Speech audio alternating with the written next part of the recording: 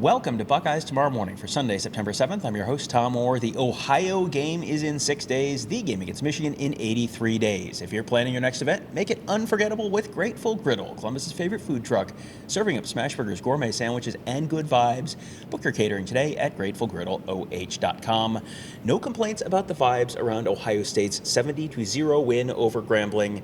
Joined by Kevin Noon of BuckeyeHuddle.com. Kevin, that was one of those games where you can't really take anything away from it, but also that was exactly what Ohio State was probably hoping that would look like.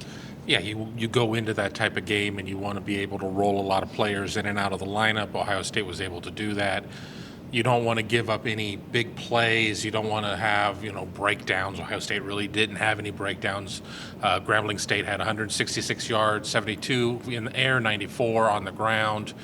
It was, and I think one of the most important things, Ohio State, from all I could tell, got out of the game healthy, because that's one of the big concerns when you play kind of one of these squash type of games or whatever. You don't want to have an injury happening just because of just something stupid. Yeah, and no injuries that that I saw, certainly, and it was a very efficient, leave no doubt kind of game. This is one where they should have left no doubt, and they left absolutely no doubt whatsoever.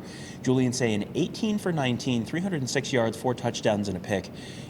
That is, I think, the perfect game for a coach, because 18 for 19, 306 yards, 4 touchdowns, boy, those are incredible numbers.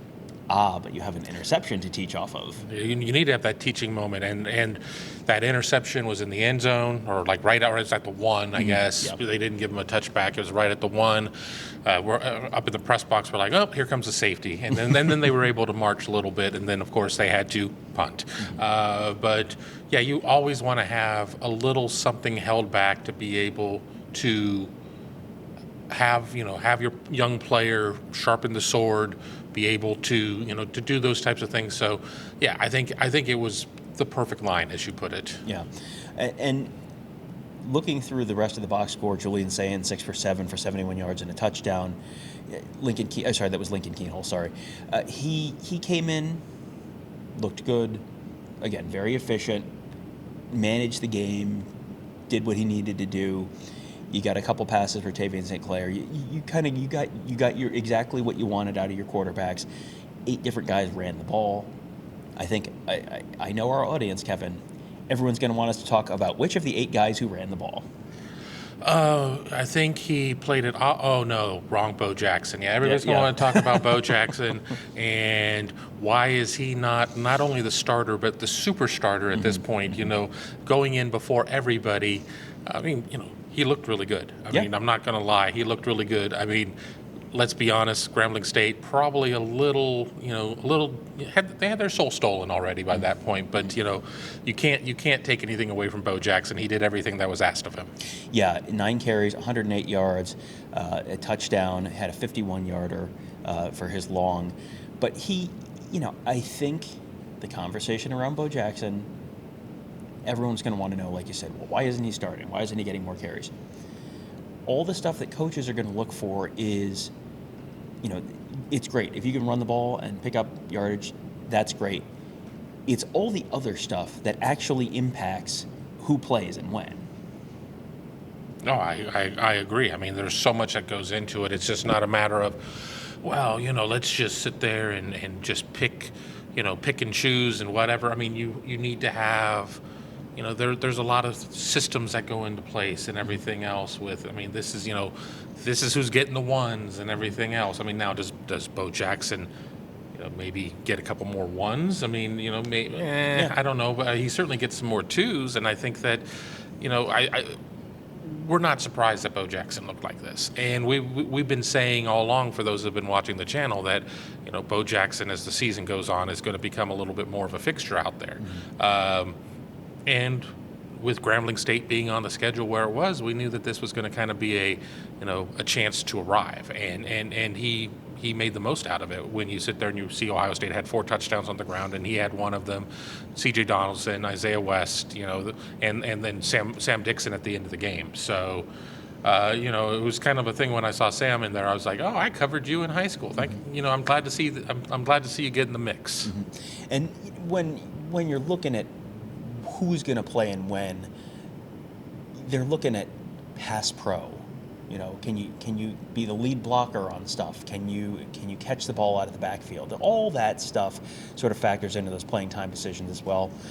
Wide receivers, it was a very efficient day. You had Jeremiah Smith, 5 catches, 119 yards, 2 touchdowns.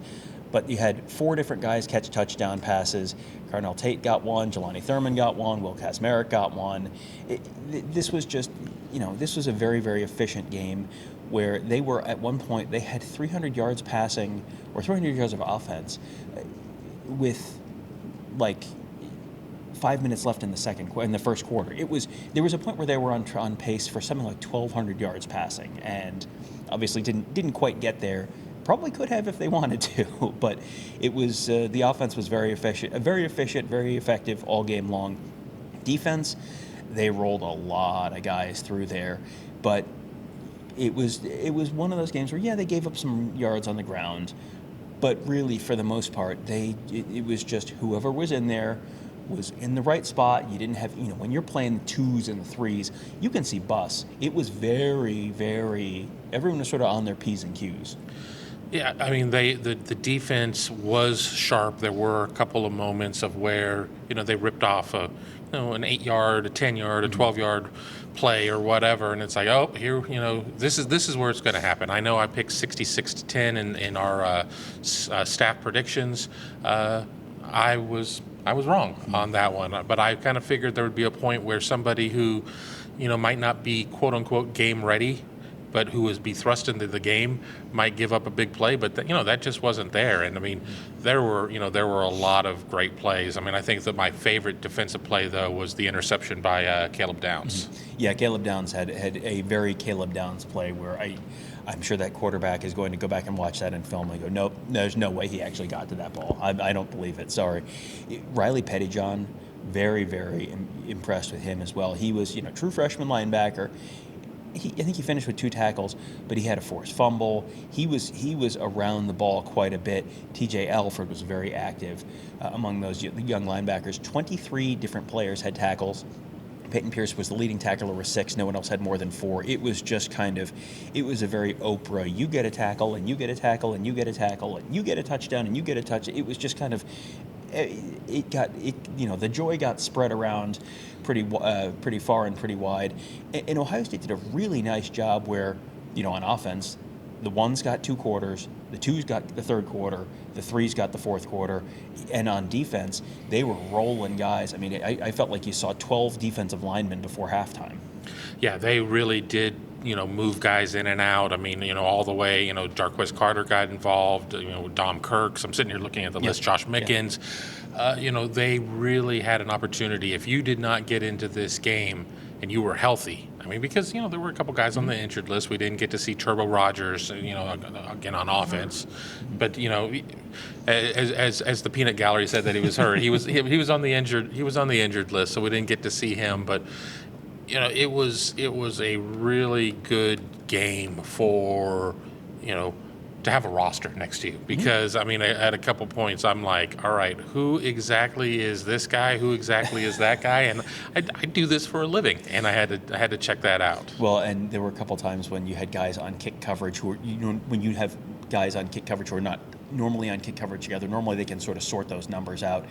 Then you had the guys throwing on the, who's 36? Well, there's not a 36 or whatever the number was. You had it was really, you do need the get a program to know all the players kind of game. Now, next up is another non-power team. It is not going to be the same thing next week. Ohio State, 70-0 over Grambling. It could have been much worse if they had wanted it to be. Next week, the Ohio Bobcats come to town, and Ohio, if you missed the score on Saturday, the Bobcats beat West Virginia 17-10. So, and last week they gave Rutgers a real scare. They fell behind and came way back. I warned everyone on the post-game show. I'm going to warn you now. Parker Navarro, Ohio quarterback, you are going to get mad next week because he is going to pick up a 3rd and 7 with his legs, and he is going to convert a 3rd and 9 with his arm. You are going to get mad. Just brace yourself for that. Not all non-power teams are created equal. This is one where next week is not going to look like this week.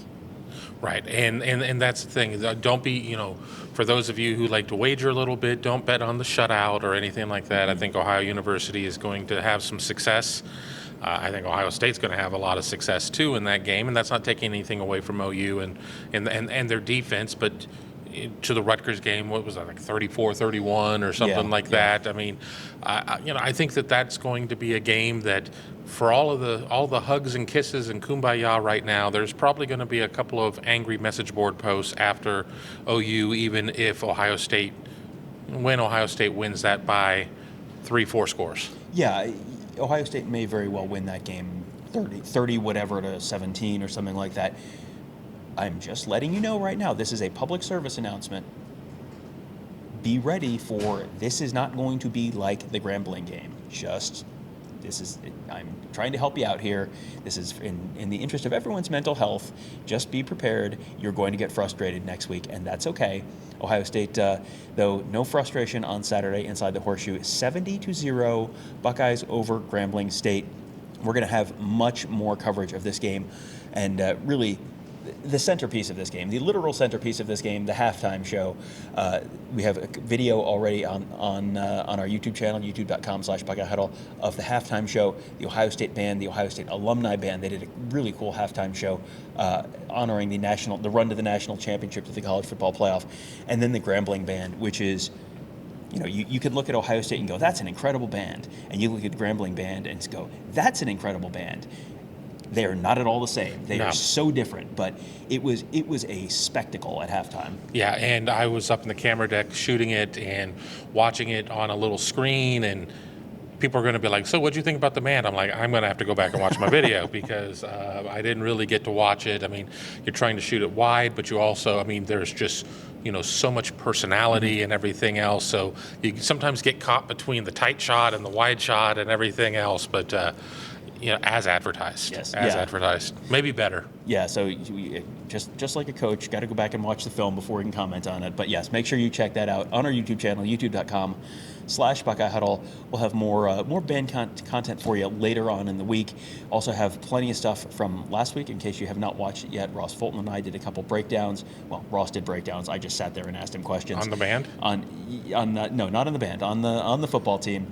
Also did a behind-the-scenes video from last week's game on what it's like to cover an Ohio State football game that I think people have enjoyed. So check that out if you haven't watched that. And then we've got loads of shows. The Buckeyes TomOrrow Morning show, Buckeye Weekly, the Skull Session Recruiting podcast, the Buckeye Huddle Primetime show with Chuck, Big Me Kickoff with Kevin.